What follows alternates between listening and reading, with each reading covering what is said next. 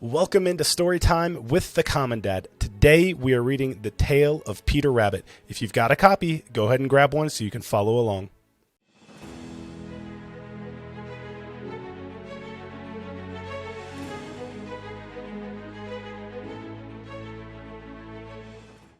Once upon a time there were 4 little rabbits, and their names were Flopsy, Mopsy, Cottontail, and Peter. They lived with their mother in the sandbank underneath the root of a big fir tree. "Now, my dear," said Mrs. Rabbit one morning, "you may go into the fields or down the lane, but don't go into Mr. McGregor's garden.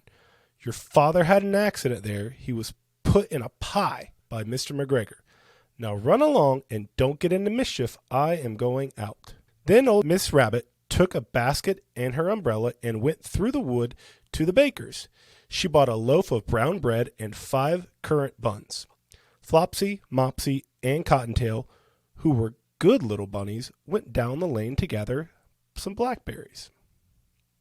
But Peter, who was very naughty, ran straight away to Mr. McGregor's garden and squeezed under the gate. First he ate some lettuces and some French beans, and then he ate some radishes. And then, feeling rather sick, he went to look for some parsley. But round the end of the cucumber frame, whom should he meet but Mr. McGregor? Mr. McGregor was on his hands and knees planting out young cabbages, but he jumped up and ran after Peter, waving a rake and calling out, "Stop, thief!"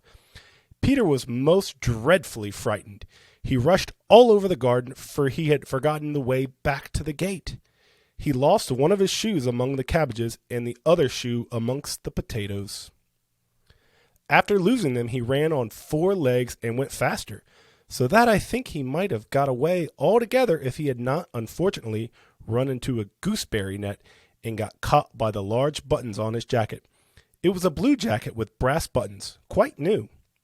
Peter gave himself up for lost and shed big tears, but his sobs were overheard by some friendly sparrows who flew to him in great excitement and implored him to exert himself. Mr. McGregor came up with a sieve which he intended to pop upon the top of Peter, but Peter wiggled out just in time, leaving his jacket behind him, and rushed into the tool shed and jumped into a can. It would have been a beautiful thing to hide in if it had not had so much water in it. Mr. McGregor was quite sure that Peter was somewhere in the tool shed, perhaps hidden underneath a flower pot. He began to turn them over carefully, looking underneath each. Presently, Peter sneezed. "Kerchoo!" Mr. McGregor was after him in no time, and tried to put his foot on Peter, who jumped out the window, upsetting 3 plants. The window was too small for Mr. McGregor, and he was tired of running after Peter. He went back to his work. Peter sat down to rest. He was out of breath and trembling with fright, and he had not the least idea which way to go. Also, he was very damp and sitting in that can. After a time, he began to wonder about going lippity-lippity not very fast and looking around. He found a door in a wall, but it was locked, and there was no room for a fat little rabbit to squeeze underneath. An old mouse was running in and out over the stone doorstep, carrying peas and beans to her family in the wood. Peter asked her the way to the gate, but she had such a large pea in her mouth that she could not answer. She only shook her head at him. Peter began to cry. Then he tried to find his way straight across the garden, but he became more and more puzzled. Presently he came to a pond where Mr. McGregor filled his water cans.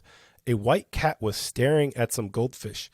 She sat very, very still, but now and then the tip of her tail twitched as if it were alive. Peter thought it best to go away without speaking to her. He had heard about cats from his little cousin Benjamin Bunny. He went back towards the tool shed, but suddenly, quite close to him, he heard the noise of a hoe scraping. Peter scuttled underneath the bushes, but presently, as nothing happened, he came out and climbed upon the wheelbarrow and peeped over it. The first thing he saw was Mr. McGregor hoeing onions. His back was turned towards Peter, and beyond him was the gate. Peter got down very quietly off the wheelbarrow and started running as fast as he could along the straight walk behind some black currant bushes. Mr. McGregor caught sight of him at the corner, but Peter did not care. He slipped underneath the gate and was safe at last into the woods outside the garden. Mr. McGregor hung up a little jacket and shoes for Scarecrow to frighten the blackbirds. Peter never stopped running and looked behind him till he got home to the big fir tree.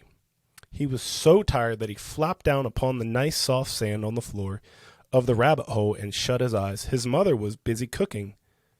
She wondered what he had done with his clothes. It was a second little jacket and pair of shoes that Peter lost in 2 weeks. I am sorry to say that Peter was not very well during this evening. His mother put him to bed, made some chamomile tea, and gave a dose of it to Peter.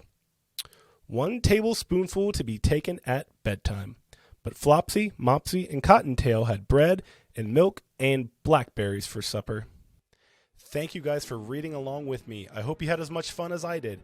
Make sure to ask your parents to like and subscribe to this channel so you get notified every time we post a new story.